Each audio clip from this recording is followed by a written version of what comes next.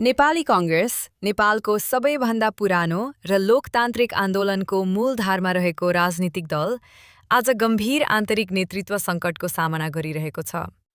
राणा शासनविरुद्धको सङ्घर्षबाट जन्मिएको यो पार्टीले 2007 सालदेखि 2062-63 सम्मका सबै प्रमुख जनआन्दोलनहरूमा नेतृत्वदायी भूमिका खेलेको इतिहास छ।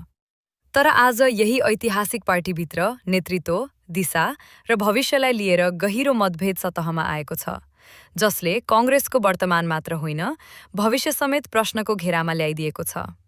हाल नेपाली कांग्रेसभित्रको मुख्य राजनीतिक बहस शेरबहादुर देउवा र गगन थापा बीच केन्द्रित देखिन्छ। शेरबहादुर देउवा 5 पटकसम्म प्रधानमन्त्री भइसकेका अनुभवी नेता, पार्टी सङ्गठन, सत्ता व्यवस्थापन र गठबन्धन राजनीतिमा गहिरो पकड राख्ने व्यक्तित्व हुन्। उनको नेतृत्व शैली व्यावहारिक, शक्ति सन्तुलनमा आधारित र स्थायित्व केन्द्रित मानिन्छ। देउवा पक्षको तर्क छ, राजनीति आदर्शभन्दा बढी अनुभव, समझदारी र रणनीतिले चल्छ र त्यो क्षमता देउवामा रहेको छ। तर कांग्रेसभित्र अर्को धार पनि मजबुत हुँदै गएको छ, जसको प्रतिनिधित्व गगन थापाले गर्छन्। गगन थापा नयाँ पुस्ताका लोकप्रिय नेता हुन्, जो युवामाझ व्यापक समर्थन पाउँछन्। उनी स्पष्ट भाषण, नीति केन्द्रित बहस र पार्टीभित्र आन्तरिक लोकतन्त्रको माग गर्ने नेताका रूपमा परिचित छन्। गगन थापाको धारणा छ, कांग्रेसले अब पुरानो शैली त्यागेर समयअनुसार आफूलाई रूपान्तरण गर्नुपर्छ, नत्र पार्टी जनताबाट टाढिँदै जाने खतरा छ। यही दुई फरक राजनीतिक दृष्टिकोणका कारण नेपाली कांग्रेस आज दुई धारमा विभाजित देखिन्छ। एकातर्फ सङ्गठन, संरचना र सत्ता राजनीतिमा बलियो देउवा पक्ष छ भने अर्कोतर्फ जनसमर्थन, युवाको भरोसा र परिवर्तनको एजेन्डा बोकेको गगन थापा पक्ष छ। यो विवाद केवल नेतृत्वको कुर्सीका लागि मात्र होइन, कांग्रेस कुन बाटोमा हिँड्ने भन्ने गहिरो वैचारिक प्रश्नसँग जोडिएको छ।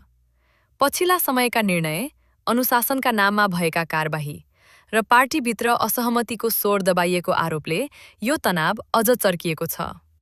देउवा नेतृत्वको केन्द्रीय संरचनामाथि परिवर्तन रोक्न खोजिएको आरोप लाग्दै आएको छ भने देउवा पक्षले पार्टी अनुशासन र सङ्गठन मजबुत बनाउन कडा निर्णय आवश्यक भएको तर्क गर्दै आएको छ।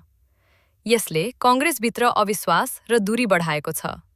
अब प्रश्न उठ्छ, अन्ततः कांग्रेसको नेतृत्व कसको हातमा जानेछ? छोटो अवधिमा हेर्दा शेरबहादुर देउवाको पकड बलियो देखिन्छ, किनभने पार्टी संरचना, केन्द्रीय निर्णय प्रणाली र राजनीतिक गठबन्धनमा उनको प्रभाव अझै कायम छ। तर दीर्घकालीन दृष्टिले हेर्दा गगन थापा जस्ता नेताहरूको बढ्दो लोकप्रियता र परिवर्तनको मागलाई बेवास्ता गर्न कांग्रेसलाई सजिलो छैन। यस आन्तरिक सङ्घर्षको असर कांग्रेसभित्र मात्र सीमित छैन, यसको प्रभाव समग्र नेपाली राजनीतिमा देखिन सक्छ।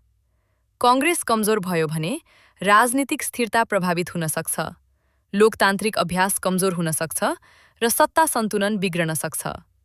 तर यदि कांग्रेसले यो मतभेदलाई स्वस्थ बहस र समन्वयमा बदल्न सक्यो भने पार्टी मात्र होइन, देशको राजनीति पनि सुदृढ हुन सक्छ।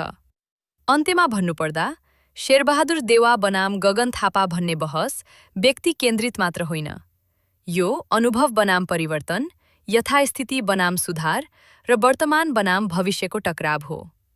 कांग्रेस आज निर्णायक मोडमा उभिएको छ। यस मोडमा लिइने निर्णयहरूले पार्टीको मात्र होइन, नेपालको लोकतान्त्रिक यात्राको दिशा पनि तय गर्नेछ।